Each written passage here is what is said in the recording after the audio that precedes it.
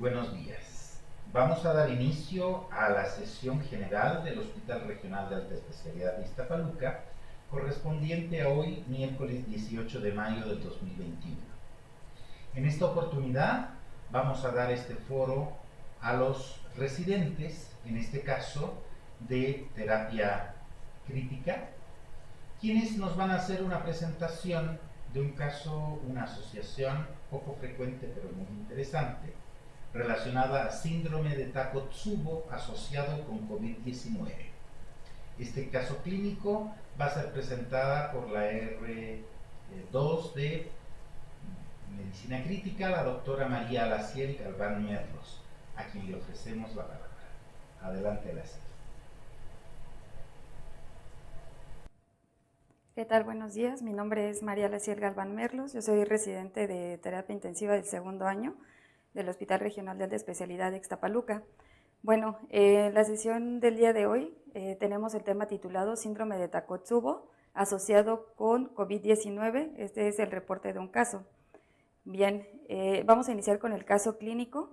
Dentro de la ficha de identificación es un paciente del sexo masculino de 53 años de edad, estado civil casado, ocupación chofer, escolaridad secundaria completa y religión católica. Dentro de sus antecedentes personales patológicos se negaron enfermedades crónico-degenerativas, alergias, hospitalizaciones previas, tabaquismo y etilismo también negado y consumo de algunas otras drogas también negado. Dentro del padecimiento actual, bueno, él empezó el 2 de agosto con la presencia de tos, ataque al estado general, mialgias, artralgias. Este es el motivo por el cual acude a valoración con un médico facultativo el 4 de agosto, quien prescribe tratamiento antibiótico y tratamiento sintomático, sin embargo, sin presentar mejoría. Hacia el día 6 de agosto acude nuevamente a valoración con el mismo médico por presentar ahora dolor torácico sin dar otras características del dolor en las notas del hospital anterior del que fue referido y le prescriben AINE tópico sin ser especificado. El día 9 de agosto presenta disnea, la cual es progresiva, también se agrega diaforesis y fiebre no cuantificada. Se da tratamiento con nebulizaciones con budesonida, ácido ascórbico, metamizol, oseltamivir, clopidogrel, y en el hospital, en urgencias, en el Pedro López, se realizó PCR para SARS-CoV-2, la cual fue positiva. Con esto, bueno, el paciente se fue a su domicilio, sin embargo, continuó con disnea, la cual el 11 de agosto ya fue disnea en reposo, que incluso requirió manejo con oxígeno suplementario. Sin embargo, incrementó la disnea y ese fue el motivo por el cual acude a urgencias de este hospital, donde a su ingreso se le da apoyo con ventilación mecánica invasiva y se realiza también tomografía de tórax. Se realiza de igual manera prueba rápida para SARS-CoV-2, la cual se reportó también positiva. Bien, a su ingreso a urgencias se reportó una tensión arterial de 126/80 con taquicardia de 125 latidos por minuto, una frecuencia respiratoria de 45 respiraciones por minuto y temperatura de 36.5 grados centígrados. También llamaba la atención que el paciente estaba saturando al 43% al aire ambiente y ya con deterioro neurológico. Fue el motivo por el cual se realizó manejo avanzado de la vía aérea en urgencias. Se realizó además electrocardiograma por el antecedente de dolor torácico. Se tomaron biomarcadores, troponina I de alta sensibilidad, CPK, CPK-MB y además también se realizó la tomografía de tórax de protocolo. En esta imagen podemos ver la tomografía de tórax que se le realizó al paciente, reportando un CORAT6, recordando que ya contaba con PCR positiva, donde se le dio un puntaje 25 de 25 de severidad y ya en una fase de consolidación. Además, el electrocardiograma que se realizó en urgencia se observó elevación del segmento ST en B3 y B4. Además, también, como les había mencionado, se tomaban biomarcadores y se reportó troponina de alta sensibilidad, troponina I, de 830 nanogramos sobre litro, la CPK de 71 y la CPK-MB. Con estos datos que se tuvieron del electrocardiograma, más la troponina que estaba elevada, y el antecedente del dolor torácico, se decidió en urgencias realizar trombolisis con alteplasa. Posterior a esto, el paciente presentó inestabilidad hemodinámica requiriendo manejo con vasopresor, con norepinefrina, motivo por el cual se realizó interconsulta a cardiología intervencionista y se ingresó a sala de hemodinamia ese mismo día por la noche y se realizó coronariografía, donde lo interesante de esto es que se reportó el tronco de la coronaria izquierda sin lesiones angiográficas, la descendente anterior sin lesiones aterosclerosas en todo el trayecto de la arteria, con un flujo final TIMI3. En cuanto a la circunfleja, también sin lesiones arteriosclerosas, también con un flujo final TIMI3, y la coronaria derecha también se reportó sin lesiones aterosclerosas en todo el trayecto. Es importante mencionar que en el servicio de urgencias se integró el diagnóstico de infarto agudo al miocardio con elevación del segmento ST en cara anterior, y este fue el motivo más la inestabilidad hemodinámica por el cual el paciente ingresó a sala de hemodinamia, pero con estos hallazgos. En esta diapositiva vemos dos fotografías de la arteriografía coronaria que se le realizó al paciente y podemos ver que no hay oclusión o no hay ninguna evidencia de oclusión en ningún nivel de las arterias coronarias. Además, se le realizó una ventriculografía donde se reportó una fracción de expulsión del ventrículo izquierdo del 40% con hipercinesia de la base del corazón, de la base del ventrículo izquierdo, con balonamiento apical por una cinesia anterior, anteroseptal e inferior, y esto sin datos de insuficiencia mitral. De este lado vemos la ventriculoscopía que se realizó, que aquí por este catéter de cola de cochino se va a administrar medio de contraste, y podemos ver aquí, este es el ventrículo izquierdo, y como la base de este ventrículo está más hipercontráctil, pero vemos un abalonamiento del tercio medio y de la punta del ventrículo izquierdo. Y esto es algo muy, muy característico de esta enfermedad, del síndrome de Takotsubo. Como podemos ver, comparándolo con esta otra imagen que ponemos aquí, esta es una trampa de pulpos que se utiliza en Japón, y de ahí es que venga el nombre de esta patología, por la similitud que tiene el ventrículo izquierdo a esta trampa de pulpos. Bueno, se egresa el paciente de hemodinamia con el diagnóstico de arterias coronarias epicárdicas sin lesiones, como ya habíamos visto en las fotografías de la arteriografía, con flujo final TIMI3, y se integró el diagnóstico de miocardiopatía por estrés o síndrome de Takotsubo. Cuando ingresó el paciente a unidad de cuidados intensivos, ingresó con inestabilidad hemodinámica, bajo apoyo mecánico ventilatorio, además con pseudoanalgesia. Ingresó con TA de 65/21, con doble apoyo vasopresor, con frecuencia cardíaca de 119 latidos por minuto, frecuencia respiratoria de 20 y además con temperatura de 38.4 grados centígrados. A su ingreso se le dio tratamiento integral, se dio monitoreo y se integraron los diagnósticos de choque cardiogénico. Se dio también tratamiento con levosimendan, con infusión de levosimendan, y también con norepinefrina y con vasopresina, como ya les había mencionado, tenía manejo con doble vasopresor. Se integró también el diagnóstico de síndrome de Takotsubo al no haber encontrado ninguna oclusión en la arteria que pensábamos era la responsable del infarto, y además, como ya contaba con la prueba de SARS-CoV-2 positiva y con la tomografía de tórax con CORAD6 y además el puntaje de severidad 25 de 25, pues se integró también el diagnóstico de neumonía atípica por SARS-CoV-2. Como les había comentado, el paciente requirió durante su estancia, estuvo en la unidad de cuidados intensivos 12 horas, en las cuales se mantuvo hemodinámicamente inestable, se incrementaron las dosis de aminas vasoactivas, Sin embargo, a las 12 horas posterior a su ingreso presentó paro cardíaco, ritmo de paro, asistolia, y es importante también mencionar que antes de que presentara el paro cardíaco presentó también arritmias. Estuvo durante 6 horas presentando arritmias, que es algo esperado en los pacientes con síndrome de Takotsubo. También se dieron maniobras de reanimación cardiopulmonar sin retorno a la circulación espontánea, y bueno, se dio hora de fallecimiento a las 22 horas, día 12. Y bueno, ¿por qué es relevante este caso clínico? Ya veremos en las siguientes diapositivas. Y bueno, los objetivos de esta plática es definir el síndrome de Takotsubo, cómo fue que se pensó en él, cuál es su patogenia, cómo es que se manifiesta esta patología, cuáles son los criterios diagnósticos que se han ido modificando a lo largo desde que se definió por primera vez este síndrome, se han ido modificando. Dentro de los más aceptados son los de la Clínica Mayo, y cuál es el tratamiento finalmente de este síndrome.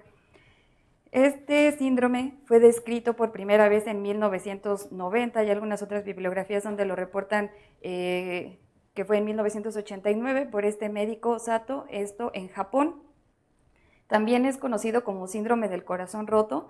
¿Y por qué es conocido así? Porque se vio que en la mayoría de los pacientes que desarrollaban este tipo de síndrome eran pacientes que habían tenido alguna pérdida, y esto lo relacionaban con una pérdida familiar o la pérdida de la pareja. Y además también se encontró que esto es más frecuente en mujeres peri o posmenopáusicas. También de otra manera en la que podemos encontrar en la literatura es síndrome de discinesia apical, esto por la fisiopatología que explicaremos más adelante, y también cardiomiopatía inducida por el estrés. Con cualquiera de estos nombres es como podemos encontrar esta patología. Ahora, algo muy importante es que a esto lo va a distinguir, es que es una disfunción sistólica del ventrículo izquierdo, pero esto es de manera transitoria, y esto sobre todo va a involucrar a los segmentos apical y medio del ventrículo izquierdo, y esto es algo que nosotros podemos observar en la ventriculografía izquierda, como lo habíamos visto en las diapositivas anteriores, que como les había comentado imita una trampa de pulpo japonés, que como podemos ver tiene esta parte que vemos, que sería la boca de la trampa, es más angosta con un fondo ancho, que es lo mismo que semeja en el ventrículo izquierdo, que en la parte apical y media del ventrículo es más ancho, y la salida del ventrículo izquierdo va a ser más angosta. Y pues de ahí viene el nombre de esta patología. ¿Cómo se va a presentar este síndrome?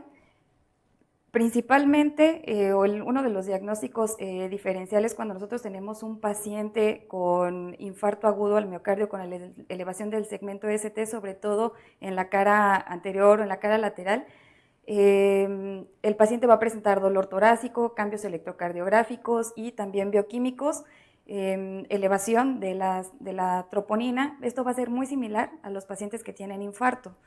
Sin embargo, se ha documentado que la elevación de las troponinas no es tan alta como en un paciente con infarto agudo al miocardio, y las alteraciones de la contractilidad apical del ventrículo izquierdo se pueden recuperar en semanas a meses, y si en el momento de la ventriculografía o se le hace un ecocardiograma al paciente y reportan una fracción de expulsión baja, se espera, como es algo transitorio, que en algunas semanas la fracción de expulsión ya esté dentro de los parámetros normales.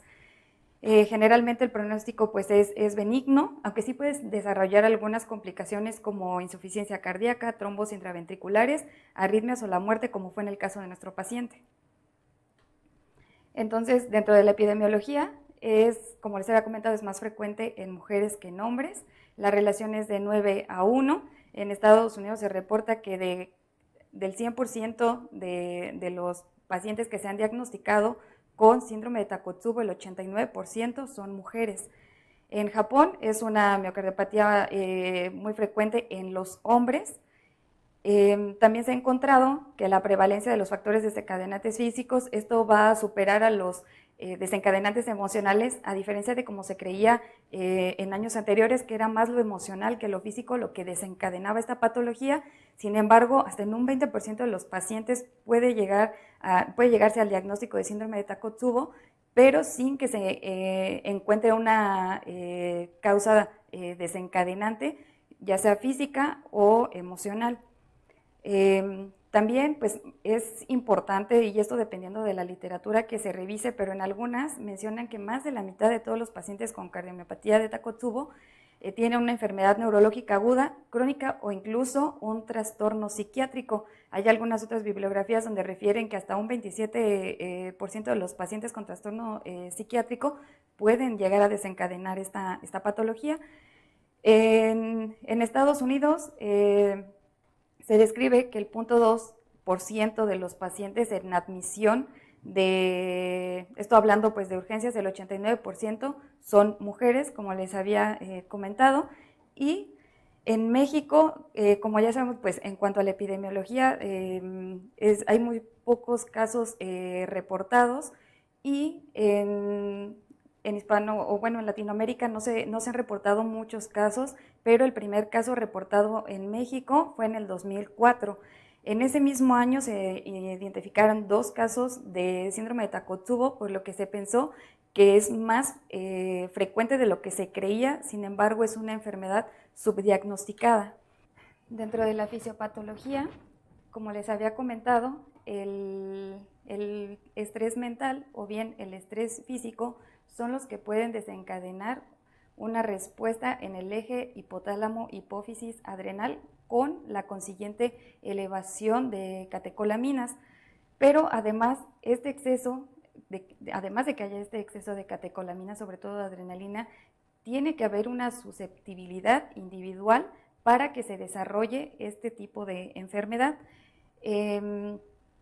Se ha visto también, o se han descrito ya algunos genes asociados a esta susceptibilidad, el gen alfa 1, beta 1, y que además hay un mayor número de receptores beta adrenérgicos en la zona apical del corazón y en la zona media del corazón. Y entonces, ¿qué es lo que van a provocar este exceso de catecolaminas? Van a provocar lesión por toxicidad directa en el miocito. Esto va a provocar también que haya una disfunción de la microcirculación y también obstrucción del tracto de salida del ventrículo izquierdo. No todos los pacientes van a presentar esta obstrucción o van a presentarla en diferente grado, y de aquí van a depender pues, las complicaciones que presente este padecimiento. En esta imagen podemos ver un corte del ventrículo izquierdo, donde podemos ver los receptores beta, y como vemos en la zona apical es donde más receptores beta hay. Además, hay una sobresaturación de estos receptores, lo que finalmente también va a provocar que haya una transformación de la proteína GS a GI, y con esto va a provocar que haya un inotropismo negativo. Entonces, como podrán recordar de la imagen que vimos de la ventriculografía, veíamos que en el ventrículo izquierdo, en la zona basal, está hipercontráctil, pero hay un abalonamiento, una hipocinesia o asinesia que está generada por esto. Esto genera más bien el abalonamiento del ventrículo izquierdo y le daba esa forma tan característica. Sin embargo, también se han descrito otros tipos de Takotsubo, como que se ha encontrado que hay mayor receptores en la zona basal, y esto genera que la contractilidad en esta zona esté disminuida y en cambio en la zona apical esté hipercontráctil. Entonces esto nos va a provocar que se dé un tipo de Takotsubo invertido, o hay otro que es al contrario, es solo en la zona media donde va a haber una disminución de la movilidad de las paredes del ventrículo izquierdo. Y otra de las presentaciones, que es menos frecuente, es que se afecten los dos ventrículos, tanto el izquierdo como el derecho. Esto obviamente el pronóstico es peor. Y como les mencionaba, este artículo se reportó en el 2005. el doctor Wittstein, se identificó que los pacientes con síndrome de Takotsubo tenían más niveles de epinefrina y de norepinefrina comparado con los pacientes que habían tenido infarto agudo al miocardio, y esto incluso fue tanto en lo agudo como a los 7-8 días aún presentaban incremento de los niveles de estas catecolaminas. Por lo tanto, pues esta es una de las teorías que más se han aprobado para la explicación de la fisiopatología del síndrome de Takotsubo. Ahora bien, dentro de las manifestaciones clínicas ya habíamos mencionado algunas, y para integrar el diagnóstico pues requerimos de estas manifestaciones, de los hallazgos electrocardiográficos, y que pues los biomarcadores estén elevados, pero les había comentado no tan elevados como en un paciente que tiene infarto agudo al miocardio. Dentro de las manifestaciones clínicas más frecuentes ha sido el dolor precordial hasta en un 76%, la disnea en un 47%, y síncope en un 8%. Dentro de los menos frecuentes, pero que también pueda llegar a presentar o que también se han descrito dentro de la literatura, es el edema agudo de pulmón, el choque cardiogénico y también arritmias ventriculares.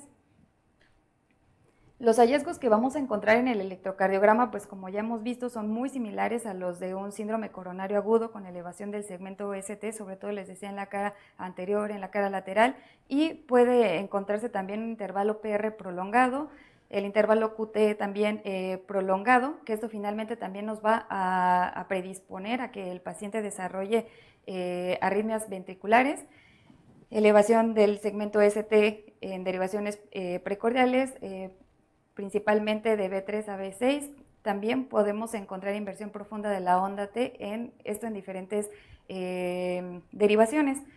Dentro de los biomarcadores, pues la troponina ahí va a estar elevada en más del 90% de los pacientes con síndrome de Takotsubo.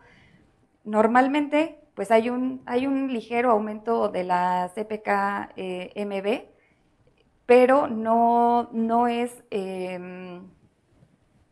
parte tampoco como de los criterios diagnósticos de este síndrome, y no se va a elevar tanto como pues, en los pacientes con infarto agudo al miocardio. Y si nosotros también le realizáramos al paciente cuantificación del péptido natriurético cerebral y el ProBNP, también se encontrarían elevados, esto recordando la fisiopatología, y veíamos la ventriculografía como hay una distensión y un adelgazamiento de las paredes del ventrículo izquierdo. Ahora bien, dentro de los criterios diagnósticos, bueno, en esta diapositiva vemos 7 de ellos. El primer criterio para el diagnóstico del síndrome de Takotsubo es que las alteraciones de la contractilidad regional del miocardio sean transitorias, que esta es como la palabra clave dentro del diagnóstico. Es decir, que el paciente, como les decía, presente disfunción sistólica, pero al paso de unos días la función se encuentre ya normal. Las alteraciones de la contractilidad regional, por lo general, se extienden más allá de una sola distribución vascular del epicardio. Y lo que ya veamos que las alteraciones de la contractilidad va a incluir al tercio medio y ya toda la zona apical del ventrículo izquierdo. También para realizar el diagnóstico y así el diagnóstico diferencial o descartar que el paciente tenga un infarto agudo del miocardio, pues es realizar una arteriografía donde se demuestre la ausencia de enfermedad aterosclerótica de la arteria coronaria, que nosotros pensamos es la culpable en este caso, nuevas alteraciones electrocardiográficas y que éstas sean reversibles, como ya habíamos comentado, elevación del segmento ST, la depresión del ST, también puede haber bloqueo de rama izquierda, inversión de la onda T, prolongación del QT corregido, esto mayor de 500 milisegundos, esto durante la fase aguda, y se espera que estos pacientes pasados 3 meses ya se les tome un electrocardiograma y esté todo dentro de la normalidad. También el péptido natriurético, ya habíamos mencionado, esté significativamente elevado, esto durante la fase aguda. También la elevación positiva, pero no tanto como en el infarto, de la troponina, como ya habíamos comentado, y pues que la recuperación de la función sistólica ventricular por imagen cardíaca durante el seguimiento de estos pacientes de 3 a 6 meses ya esté, pues obviamente la función sistólica normal. Entonces, lo que nosotros requerimos o lo ideal es que todo paciente que llegue con síndrome coronario agudo, pues se le realice un cateterismo cardíaco como fue en el caso del paciente. Este es el ideal para nosotros descartar que el paciente tenga este síndrome de Takotsubo, algo que como veíamos no es tan frecuente, pero que debemos de sospechar, sobre todo si son mujeres de entre 50 a 70 años o que se encuentran en la peri o posmenopausia, y también que hayan tenido algún desencadenante emocional, como decíamos ya, la pérdida de algún ser querido. Bueno, el diagnóstico de esta enfermedad se va a confirmar tras la verificación de la ausencia de enfermedad aterotrombótica en las arterias coronarias, por lo que es indispensable siempre realizar una coronariografía temprana. Cerca del 80% de los pacientes no padece obstrucciones ateroscleróticas, pero se han reportado, y esta es otra de las teorías dentro de la fisiopatología del síndrome de Takotsubo, es que haya una estenosis leve, luminal menos del 50% de la luz del vaso. Y bueno, la ventriculografía ya veíamos también en las diapositivas anteriores, que bueno, cuando las arterias coronarias epicárdicas pues son típicamente son normales, no tienen oclusión, vamos a hacer nosotros una ventriculografía con infusión de medio de contraste y vamos a encontrar esta forma característica que ya decíamos del ventrículo izquierdo.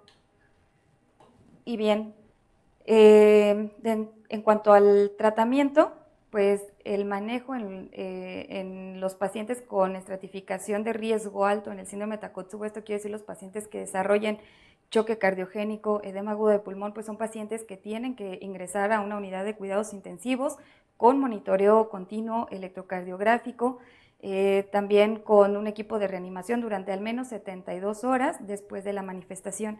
Si fuera un paciente que se diagnosticó síndrome de Takotsubo, pero no lo estratificamos en riesgo alto, es un paciente que puede estar en hospitalización, también se tiene que estar monitorizando, el monitoreo es de 48 horas y el paciente puede ser egresado con tratamiento. Y pues obviamente si sabemos que uno de los factores que desencadenan esta patología son, por ejemplo, las catecolaminas o los beta-2 agonistas, pues evidentemente que tendríamos que suspender este tipo de medicamentos. Y los que se han descrito como uno de los tratamientos que es transitorio son los beta bloqueantes, porque ya veíamos que hay una sobresaturación de los receptores beta adrenérgicos en la zona apical sobre todo y en el tercio medio del ventrículo izquierdo. Entonces este podría ser uno de los medicamentos que nosotros daríamos, pero de manera transitoria, y de igual manera también tendremos que valorar el uso de los YECAS. Sin embargo, esto pues obviamente en pacientes que pudieran llegar a lo mejor y evaluar el riesgo en los pacientes con insuficiencia cardíaca, que sabemos que estos están contraindicados, pero en el caso del paciente hay que recordar que él desarrolló esta complicación, el choque cardiogénico, que se ha descrito en un 10% de los pacientes que tienen síndrome de Takotsubo, y que fue aquí necesario, aunque se contraindica el uso de catecolaminas, sí fue necesario dar manejo con norepinefrina y con vasopresina, además también de levosimendan, y también es importante mencionar que la dobutamina aquí pues estaría contraindicada por el mayor consumo de oxígeno que generaría en el miocardio. Otros tratamientos que también se han descrito pues es la terapia con ECMO. Sin embargo, pues el paciente, hay que recordar que tuvo una evolución tórpida, y que fueron 12 horas solamente las que estuvo en terapia intensiva, y que desafortunadamente pues el paciente, a pesar de las medidas que se le realizaron, falleció. Sin embargo, si nosotros revisamos, el pronóstico es favorable. La sobrevida de los pacientes es muy alta y la mortalidad se ha reportado solamente de un 0,8%. Esto, pues obviamente en los pacientes que no desarrollan las complicaciones como las que mencionamos, choque cardiogénico, incluso los pacientes que desarrollan obviamente insuficiencia cardíaca, incrementa la mortalidad. Y si el paciente presenta choque cardiogénico, la mortalidad va más allá del 80%. Bien, dentro de algunas de las complicaciones es la insuficiencia cardíaca. Esta es la que más se ha descrito en un 30% de los pacientes. Y como les decía, pues esta generalmente se considera como una enfermedad benigna, porque ya decíamos que es una enfermedad transitoria. Bien, en cuanto a las conclusiones, el diagnóstico sigue siendo un reto en en los pacientes. ¿Por qué? Porque se asemejan mucho al diagnóstico de infarto agudo al miocardio, pero hay que tener presente que es más frecuente en mujeres, que es más frecuente en mujeres entre 50 y 70 años de edad. Sin embargo, ¿qué fue lo relevante en este caso clínico? Bueno, que es un hombre de 52 años de edad que no tenía enfermedades crónico-degenerativas y que sin embargo también se han descrito algunos factores de riesgo, que ya de por sí ser mujer ya es un factor de riesgo. Otro de los factores de riesgo que se han descrito también es el consumo de cannabis, otro es la diabetes mellitus. Sin embargo, en los últimos años, en los últimos estudios que se han reportado es que pareciera que los pacientes que tienen diabetes mellitus tienen un mejor pronóstico. Pudiera llegar a hacer que tuvieran algo protector y que por eso no desarrollan las complicaciones como los pacientes que no tienen diabetes. También pues se reconoce al estímulo catecolaminérgico como el factor responsable del daño miocárdico. Sin embargo, veíamos, este es el principal para que se desarrolle esta enfermedad, que ya veíamos también en las gráficas de barra. Comparado con los pacientes con infarto agudo al miocardio es mayor la elevación, y se ha observado que la elevación es desde 3.5 hasta 7 veces más que los niveles normales de catecolaminas, y comparado con un paciente con infarto hasta 30 veces más se ha encontrado la elevación de estas catecolaminas. Bien, el estrés físico o emocional, pues estos son los principales detonantes de la descarga de catecolaminas, pero pues también es importante recordar que pues no todos los pacientes que van a tener un estrés físico o emocional y que si llegan a elevar las catecolaminas, no son en cantidades tan importantes como en este tipo de pacientes que ya tienen además una predisposición genética. Y otro de lo interesante también de este caso clínico fue que se asoció con COVID-19 durante en el año anterior, en agosto del año anterior, y ya se han venido reportando varios casos en México y en otros países donde no está bien clara la fisiopatología, pero pues evidentemente sabemos que el COVID-19 es un estado ya de por sí de inflamación y que se podría también podría considerarse como un factor precipitante de estos pacientes que ya de por sí pudieran llegar a tener una predisposición genética. Y como les había comentado también, el pronóstico en la mayoría de los casos pues es favorable.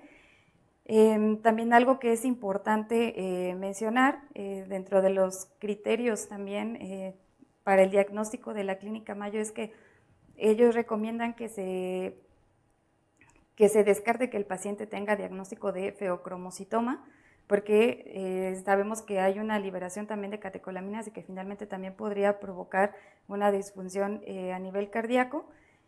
Y en el caso, bueno, de nuestro paciente, el pronóstico, ¿por qué fue malo? Bueno, él tuvo dolor torácico 2 días previos a su ingreso a urgencias. No se dio no se dio, cuando fue a las valoraciones con los médicos previamente, no se dio un adecuado tratamiento, no se hizo un adecuado protocolo, hasta que llegó acá al hospital y que se que se realizó el diagnóstico de infarto agudo al miocardio, pero no fue así hasta que se le realizó la coronariografía. Entonces es importante que todos los pacientes que tienen infarto agudo al miocardio, que sean referidos a un tercer nivel donde se tenga todos estos medios para poder realizar un diagnóstico pues a tiempo y evitar que se compliquen de tal manera que el paciente pues fallezca. Y bueno, pues eso es todo de mi parte. Muchas gracias por su atención. Buenos días. Agradecemos la participación de la doctora María Araciel Galván Merlos en la exposición y presentación de este interesante caso. Le damos una constancia de su participación en esta sesión y a todos los que nos siguen miércoles con miércoles en estas sesiones académicas del Hospital Regional de Alta Especialidad de Iztapaluca, les damos las gracias por su presencia y los esperamos la próxima semana por este mismo medio. Que tengan buen día.